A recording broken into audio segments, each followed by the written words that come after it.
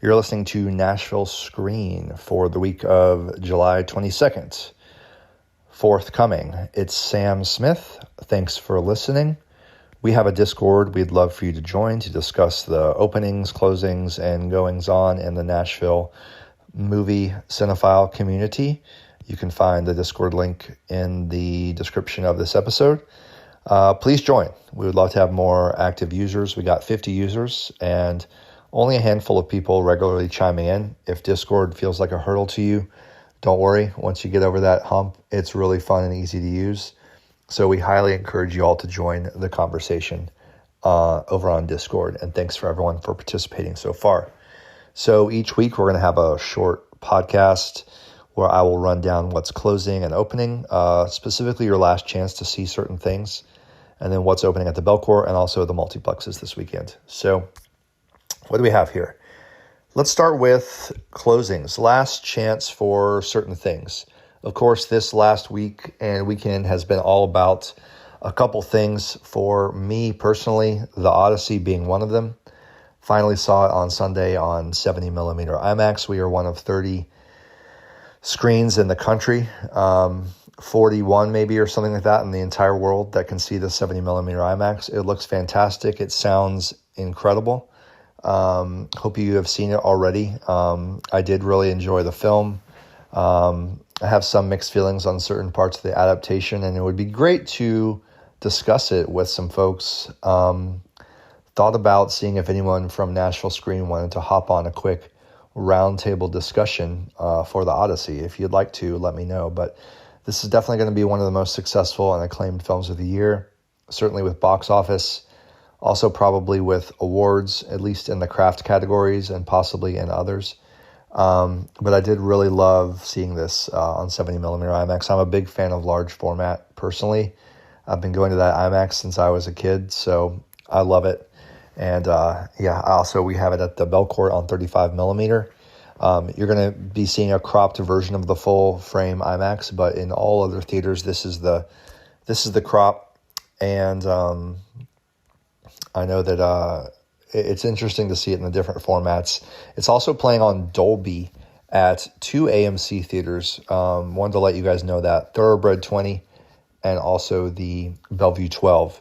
And the reason I promote the Dolby screening experience of The Odyssey is that apparently the sound mix is even better. Nolan has a certain feature to his films, unfortunately, not a bug, where some of the sound mix can feel muddled, especially in some of the dialogue. And I have heard that the sound mix on the Dolby version is excellent. So I do want to get over there and see it myself. It's also on 4DX, which I know our friend Sean has seen as well. So let us know what you thought of The Odyssey over on the Discord. And if you want to join a little roundtable phone call, let me know. That'd be fun. And the other thing that has defined this last week for me has been the films of Ross McElwee, documentarian that I've never caught up with until now. Part of the Belcourt's Beat the Heat Summer Epics series is Sherman's March. It's a new restoration, a film that was shot on 16 millimeter, if I'm not mistaken. And it's a classic documentary, kind of a canonical title that I've always wanted to catch up with. I did indeed catch up with it. It's phenomenal. I really love this type of personal documentary. If you love a filmmaker telling a personal story from their life, kind of working through their own personal psychology through the people and experiences in their lives, this is just a profoundly great work. And it's a hilarious, charming, moving, thought-provoking time capsule as well. His other films, including Time Indefinite, which our local hero, William Tyler, named his last record after. Full disclosure, I designed the art for that one as well. Time Indefinite and others are also on Canopy right now, so you can kind of catch up with Ross McElwee at the Belcourt and on Canopy. But Sherman's March will have its last showtimes tomorrow, July 23rd. You want to get over to the Belcourt and catch Sherman's March if you can.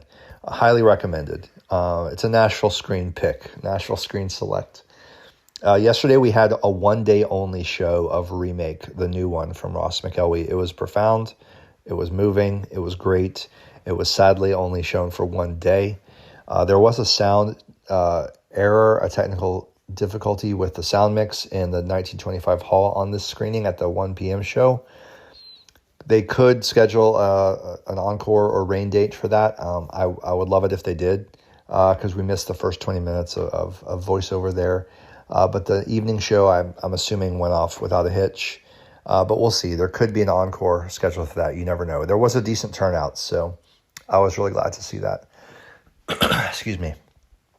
So last chance for Sherman's March tomorrow, July 23rd. Check it out. Other films ending tomorrow, July 31st, Thursday. So last chance to see the following. Michael, the Michael Jackson biopic, is finally ending a very long run. It did really well at the box office. It ends, and it's only showing at Regal Opry Mills, I think one showtime a day, today and tomorrow. Also ending tomorrow, we have Night Nurse, The Isolate Thief, which is a Sean Bean film I didn't even know about. Animal Farm, which I think has been playing still regularly. The failed Andy Serkis project that you'd have to pay me to see. And then ending Sunday, July 26th, Maddie's Secret has done really well at the Belcourt. It's been a local favorite, and it's ending Sunday if you haven't had a chance to see it. Of course, continuing on at the Belcourt, The Invite. It's now upstairs in the Mansler Web. The Invite's been one of my favorite films of the year. It's been a big hit for everyone I know who's seen it. Good word of mouth title. One of the best of the year for sure. So opening and playing in this coming week. I'm going to go in order of when stuff drops at the Belcourt and at the multiplexes. Starting tonight, Promare. This is Belcourt's Queer Classics entry for the week. There are 2 films left. Promare tonight, and then 1 week from now, Wednesday night. Next week is The Handmaiden. That's going to be a must-see if you have not seen that one. But Promare is an anime, and it looks great. The animation looks fantastic. Jason Shawn will be introducing and apparently doing a spoken word performance art piece before the film as well. So we'll see what he's got up his sleeve for that one. His intros are always great. His video intro for Under the Cherry Moon was sublime. So always see what Jason has to say. So that's tonight. And then also tonight, one night only, around, I guess, the same time, unfortunately, at the Regal is the end of Evangelion. This is part of the Neon Genesis line. So we have competing anime titles playing one night only tonight. But obviously support the Belcourt if you can. Tomorrow, opening at the Regal and AMC, we have a few things. You know, these major releases are still kind of dodging the Odyssey. You don't want to get caught up in the box office trying to compete against the Odyssey right now. So we have a few dumps, including Haunted Heist, Motor City, and the dreadful-looking Pinocchio Unstrung. This is the latest public domain horror film based on a classic character. Who cares? Let me know if you do. Also, Hadestown the musical. This is not particularly a feature film, but it is showing, and I wanted to let you guys know about that if you're Hadestown fans like my wife is. And then sliding in, very sneaky, quiet opening for Nicholas Winding Refn's Her Private Hell. It got terrible reviews, but it is playing starting tomorrow for at least a week at the Regals and AMCs if you're a Refn fan. So people might not know about that, and that's why we have this podcast and this Discord. Also, tomorrow night for one night is an interesting thing I just was tipped off about through Joe from Press Play on Instagram, and that's Dark Matter Collective is doing a Dark Matter at the Movies night. You go over there, and they're going to have the crowd vote on one of 5 movies that they will show. It's going to be a surprise. That's tomorrow night at Dark Matter. Follow them on Instagram. That's DRKMTTR. That should be interesting. I wonder what they'll end up showing. Opening Friday at the Belcourt, we have a full run of a new documentary on Mary Oliver. I know a lot of us are fans. This is Mary Oliver, Saved by the Beauty of the World. A lot of documentaries these days about notable figures in culture, and we'll see how well done this one is. I'm sure it'll be worth a look. And then we have some interesting repertory stuff over the next week that you want to know about. JFK at the Belcourt for Beat the Heat. Oliver Stone's epic with Kevin Costner on the JFK assassination and the trials around that. We have 2 midnight movies at the Belcourt this weekend. Friday night's going to be Godzilla versus Biolante. And I've heard great things about this one. It actually got a standalone Criterion release, which is interesting because they do have their Godzilla box you can already get. But that's special for that reason. And also you're going to have Press Play Video, aforementioned local video store we like to plug. Shout out to Joe. I hope you guys have gotten a chance to check him out. And he will be at the Belcourt from 9 p.m. Friday night ahead of Godzilla vs. Biolante. So it should be a fun night. You can come early, browse Blu-rays and DVDs, and then go see a fun midnight movie with Godzilla and Biolante. I hope to make that. We'll see if I can do it. Saturday night, it's a monster double header for the midnight movies with Cloverfield Saturday night at the Belcourt. We also have Vertigo and Conan the Barbarian out at Full Moon Cineplex. I think it's Friday and Saturday. I need to make sure that's correct. So if you're interested in out in Franklin, you got Vertigo and Conan the Barbarian. Conan is incredible, a favorite of mine from the 80s, and of course Vertigo from Hitchcock. We have an anniversary rollout for The Fifth Element over at Regal Cinemas on July 26th and 27th. And Monday night, the 27th, for Music City Mondays, back at the Belcourt, it's Antonioni's Blow Up. Soundtrack by Herbie Hancock, one of the kind of cult sex art films, also inspired De Palma's Blow Out. So if you want to see the film that inspired the De Palma, Blow Up is not my favorite Antonioni, but it's certainly worth a look. And then, like I said, next Wednesday, The Handmaiden from Park Chan-wook at the Belcourt for Queer Classics. That's what we got coming up over the next week.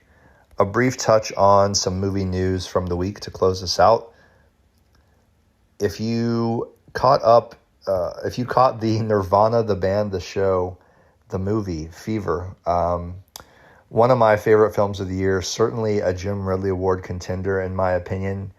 The original show, the short series that has not been available to watch recently, is coming to Hulu this Friday. If you got the Hulu Disney bundle, I don't know that many people still subscribe to Disney Plus. I'm certainly not, but you can see it then as well. They will also be premiering the movie as well. It's also on Blu-ray though. You can grab that at Press Play Video. It's been one of their top sellers. The TIFF titles, Toronto International Film Festival. This is one of the biggest of the fall. You kind of really start to get a picture of what the rest of the year in film is going to be looking like in terms of the more potentially acclaimed films, the auteur films, the awards films, the audience films.